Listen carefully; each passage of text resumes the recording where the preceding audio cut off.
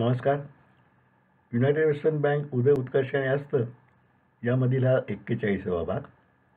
आता दोन प्रकरणं आपली राहिली. एक म्हणजे अखेरचे प्रयत्न आणि अंतिम अपयश हे एक प्रकरण, आणि नंतर उपसंहार अशी दोन प्रकरणं राहिली. पण मी थोडासा क्रम बदलून त्या प्रकरणाकडे वळण्यापूर्वी एखाद दोन प्रतिक्रिया आपल्याला वाचून दाखवा असं माझ्या मनात आहे. हे पुस्तक प्रसिद्ध झाल्यानंतर खूप लोकांच्या प्रतिक्रिया आल्या. त्यातल्या काही निवडक प्रतिक्रिया मी दुसऱ्या आवृत्ती करताना त्या समाविष्ट केल्या त्या. त्यातल्या काही मी आपल्याला वाचून दाखवीन. सगळ्याच नाही, पण काही वाचून दाखवायचं माझ्या मनात आहे. कारण त्यायोगे एकूण ह्या पुस्तकात आणि बँकेबद्दलच्या लोकांच्या भावना किंवा ह्या असतानंतर काय लोकांच्या मनस्थिती झाली ते त्यांना स्पष्ट होईल असं मला वाटतं. नरेंद्र चपळगावकर, न्यायमूर्ती नरेंद्र चपळगावकर, जे मुंबई उच्च न्यायालयाचे भूतपूर्व न्यायाधीश होते आणि अतिशय एक जाणकार साहित्यिक लेखक म्हणून आपल्याला त्यांचा परिचय आहे, असे ज्येष्ठ न्यायमूर्ती, त्यांचं आलेलं पत्र. तुमचे युनायटेड वेस्टर्न बँक उदय उत्कर्ष आणि हस्त हे पुस्तक मी वाचले. मराठीत सार्वजनिक संस्थांचा इतिहास सांगणारी चांगली पुस्तके फारशी नाहीतच, त्यामुळे या पुस्तकाचे जास्त महत्त्व आहे. व्यक्तींचा इतिहास हा चरित्रांनी किंवा आत्मचरित्रांनी सांगला जातो, तसा संस्थांचा इतिहास त्यांच्या चरित्राने लिहिले जाणे आवश्यक असते. महाराष्ट्राच्या समाजजीवनात ज्यांनी महत्त्वाची कामगिरी केली अशा अनेक संस्थांचे समग्र इतिहास पुस्तक रूपाने उपलब्ध नाही. त्यामुळे अभ्यासकांची गैरसोय होते, एवढेच नव्हे तर सामान्य वाचकांची मोठीच हानी होते. अनेक सार्वजनिक संस्था समाज जीवनाला त्या विशिष्ट काळात अविभाज्य भाग बनवून गेल्या असतात. त्यांचा इतिहास उपलब्ध नसला म्हणजे समाज इतिहासाचाच एक भाग आपण गमावून बसतो. गोवंडे, जोशी आणि रानडे यांची पुणे सार्वजनिक सभा, तेलंगणाचा हिंदू युनियन क्लब, विष्णुशास्त्री पंडितांचे विधवा विवाहोत्तेजक मंडळ, गोखलांचा भारत सेवक समाज, अंताजी दामोदर काय यांचा पैसा फंड, पुराणिकांचा धुतोपापेश्वर, साताऱ्याची आयुर्वेदिक शाळा, इंदू प्रकाश, प्रभाकर आणि ज्ञानप्रकाश अशी वृत्तपत्रे यासारखे अनेक उपक्रम, मग ते खाजगी असो की सार्वजनिक, त्यांनी महाराष्ट्राच्या समाज जीवनात काही महत्त्वाचे स्थान मिळवले आहे. त्यांचा इतिहास नव्या पिढींना फारसा माहीत नाही. युनायटेड वेस्टर्न बँक ही अशाच उपक्रमांच्यापैकी एक होती. मराठी मध्यमवर्गाला या बँकेच्या विषयी आपुलकी होती, ममत्व होते.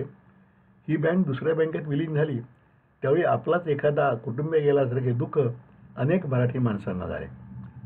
तुमचे सुदैव असे की या बँकेच्या स्थापनेपासून आजतापर्यंतचा सर्व इतिहास काही तुम्ही पाहिला होता, काही ऐकला होता आणि काही तुम्हाला उपलब्ध होता. त्या सर्वांचा उपयोग करून तुम्ही तटस्थ बुद्धीने एक चांगले संस्था चरित्र लिहिले आहे. हे तुमचे काम महाराष्ट्राच्या अर्वाचीन इतिहासातील एका अध्यायाचे लेखन असल्याने ते महत्त्वपूर्ण झाले आहे. मला सर्वात महत्त्वाचे वाटते ते म्हणजे या बँकेच्या अस्तित्वाशी तुमचे कौटुंबिक धागे असतानाही तुम्ही कुठेही आपल्या मूल्यमापनाचा तराजू इकडे तिकडे हलू दिलेला नाही. असे फार क्वचित होते. बँकेच्या कर्मचाऱ्यांनी व सार्वजनिक जीवनाशी ज्यांची बांधिलकी आहे अशा मूल्यांशी नाते सांगणारा नाही, परिस्थितीच्या गांभीर्याची दखल घेतली नाही आणि एक चांगली संस्था लयाला गेली. एका काळात मध्यमवर्ग हा महाराष्ट्राच्या समाजजीवनात केंद्रस्थानी होता. समाजाविषयी त्यांची आपुलकी, त्यागाची तयारी आणि मूल्यांची बांधिलकी यामुळे हे केंद्रस्थान त्याला मिळाले होते. समाज जीवनात प्रचंड उलथापालथ चालू असताना एका चांगल्या संस्थेला अपयश का आले याचा बोध मराठी माणसांना होऊ शकण्याला तुमचे हे पुस्तक उपयोगी पडेल असा मला विश्वास आहे. माझी अशी विनंती आहे की तुम्ही आत्मचरित्र लिहावे. या आत्मचरित्रातून ज्या व्यक्तींच्याविषयी तुम्ही लिहिले त्या पुन्हा डोकावतील.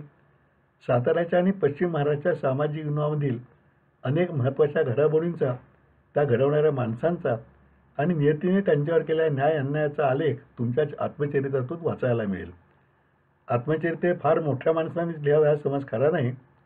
ज्यांना जीवन तटस्थपणे पाहत येण्याची शक्ती आहे व समाजातले घडणारे बरे वाईट काय याचा विवेक करता येतो त्यांनी आत्मचरित्र लिहिणे आवश्यक असते. मी ही विनंती तुम्हाला करतो आहे याचे आणखी एक कारण आहे. महाराष्ट्राच्या शहरामधून असणारी मध्यमवर्गीय संस्कृती आणि तिने जपलेली मूल्ये आज उतरणीला लागली आहेत. त्या सर्वांचा इतिहास अशा आठवणीतून, व्यक्तिचित्रातून, चरित्रातून आणि आत्मचरित्रातूनच प्रगट होतो. तुम्ही या संस्कृती एक साक्षीदार आहात आणि म्हणून तुम्ही अधिक लिहिले आहे. तुमच्या निरीक्षण शक्तीबद्दल आणि लेखन सामर्थ्याबद्दल विश्वास असल्यामुळे या सूचना आणि अपेक्षा मी थोडेसे स्वातंत्र्य घेऊन व्यक्त केल्या आहेत. हे न्यायमूर्ती नरेंद्र चपळगावकरांची प्रतिक्रिया होती. डॉक्टर द न धनागरे, शिवाजी विद्यापीठाचे माजी कुलगुरू, यांची अशी प्रतिक्रिया. त्यातला काही भाग मी वाचून दाखवलाच होता. त्यातला राहिलेला भाग फक्त 2 पॅरेग्राफ आहेत ते वाचतो आणि मग आपल्या विषयाकडे वळूया. ते म्हणतात, मी युनायटेड स्टेट्स बँकेला आपल्या लेखनाला ग्रंथ हा शब्द वापरला आहे, कारण ते सामान्य पुस्तक नाही. मध्यमवर्गीयांनी उभ्या केलेल्या संस्था स्पर्धेच्या जगात का शाश्वत स्वरूपात तग धरून राहत नाहीत, राहू शकत नाहीत, यासंबंधी UWBच्या संदर्भात अनेक संदर्भ व आकडेवारी देऊन आपण आर्थिक विवेचन केले आहे. एखाद्या बँकेचा इतका संशोधनपूर्ण आढावा अन्य कोणी घेतल्याचे मला माहीत नाही. अर्थशास्त्र, बँकिंग, वाणिज्य, शेअर गुंतवणूक इत्यादी विषयाच्या अभ्यासकांना आपला ग्रंथ फारच उपयोगी ठरावा. मी नंतर त्यांनी जे उल्लेख केला होता राणा गोळेच्या, तो मी मागच्या वेळा उल्लेख केला होता. ग्रंथाच्या शेवटी जी परिशिष्टे जोडली त्यामध्ये आपण वीरा गोगटे नाशिक यांचा एक प्रसिद्ध झालेला लेख दिलाय. संघ परिवारातील सर्वांनी अंतर्मुख होऊन विचार करावा, असा तो लेख आहे. धन्यवाद.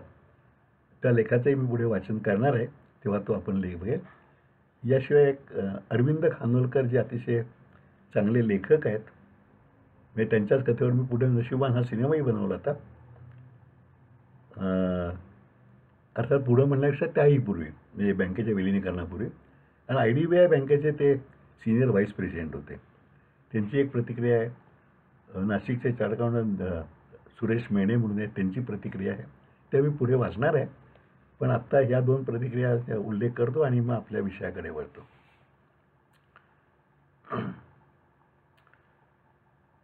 अखेरचे प्रयत्न आणि अंतिम अपयश. 2000 मधील विशेष सर्वसाधारण सभेत जो वादविवाद झाला, त्यानंतर मखारिया ग्रुपने कंपनी लॉ बोर्डाकडे त्या सभेतील राईट शेअर्सच्या ठरावाविरुद्ध अर्ज दाखल केला होता. तसेच हायकोर्टातही दाद मागितली होती. हायकोर्टाने राईट इश्यूला स्थगिती दिली होती. या स्थगितीमुळे गरज असूनही भाग भांडवल वाढवणे बँकेला शक्य होत नव्हते. रिझर्व्ह बँकेने तर ते 2007 अखेर 300 कोटीपर्यंत न्यावे असे सुचवले होते. पुढे 2002 साली बँकेचे संचालक व मखारे यांच्यात तडजोड झाली. त्याप्रमाणे मखाऱ्याने ती केस काढून घ्यावी, म्हणजे स्थगितीवरून राईट इश्यू करण्याचा मार्ग मोकळा असे ठरले आणि मखाऱ्यांचे 2 डायरेक्टर बोर्डावर घ्यायचं असंही ठरलं त्या तडजोडे. पण त्यांच्या आणि बँक व्यवस्थापनाच्या ढिसाळपणामुळे ती स्थगिती उठायला 3 वर्षे लागून ती प्रत्यक्षात 2005 मध्ये उठली. म्हणजे 2002 ते 2005 ही 3 वर्ष तशी वाया गेली. त्यानंतर लगेचच बोर्डाने 5 ला 1 या प्रमाणात बोनस शेअर देताना 2 ला 1 या प्रमाणात 14 रुपये अधिमूल्याने राईट शेअर इश्यू करण्यास मंजुरी दिली खरी, पण प्रत्यक्षात ती ऑफर होण्यास 23 जानेवारी 2006 उजाडला. दरम्यानच्या काळात भाग भांडवल वाढवण्यासंबंधी बँकिंग सेक्टरमधील दबाव वाढतच होता. वरील राईट व बोनस इश्यूमुळे एकूण भांडवल 100 कोटीवर जाणार होते, पण तोपर्यंतचा तोटाही 100 कोटीच्या आसपास होता. म्हणजे ते केवळ शून्य होऊन रिझर्व्हच भांडवल रूपाने शिल्लक राहणार होते. म्हणजेच आणखी भांडवल त्वरेने उभारणे गरजेचे होते. त्यासाठी आणखी एक येऊन मोठा 300 कोटींचा राईट इश्यू काढणे किंवा स्ट्रॅटेजिक पार्टनर हुडकून त्यांना रिझर्व्ह बँक व भागधारकांच्या संमतीने राईट कम प्रायव्हेट प्लेसमेंट या मार्गाने शेअर्स देणे, या दोन्ही पर्यायावर बोर्डात विचारविमर्श चालू होता. संचालक पदावरून श्रीकांत जोशी ऑक्टोबर 2005 मध्ये निवृत्त होऊन त्यांच्या जागी RG टंगसाळे सातारी चार्टर्ड अकाउंटंट संचालक म्हणून स्वीकृत झाले होते. त्यांची बँकेसाठी काहीतरी करून दाखवायची जिद्द होती. त्यांनी माहितीवर असा विचार केला की स्ट्रॅटेजिक अलायन्सपेक्षा आपण जर सर्व ब्रँचेसना कार्यप्रवण करून उद्दिष्ट दिले तर प्रत्येक ब्रँचकडून सरासरी 50 लाख व मोठ्या ब्रँचेसकडून प्रत्येकी 2-3 कोटी असे खातेदारांच्याकडून 200 कोटींचे भांडवल उभे करणे शक्य आहे. तो विचार घेऊन ते मला भेटले व माझे मत विचारले.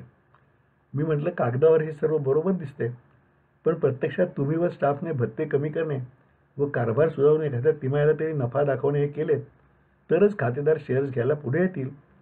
अन्यथा ज्या डिव्हिडंड नाही, भाववाढीची शक्यता आहे, अन्य कोणी स्वतःच्या भत्त्यांचा संस्थेसाठी त्याग करायला तयार नाही, तर अशा बँकेचे शेअर्स आम्ही का घ्यावे असे म्हणतील व ही योजना फसेल. तेव्हा आधी हे झाल्यावर मग तसे करण्यास हरकत नाही.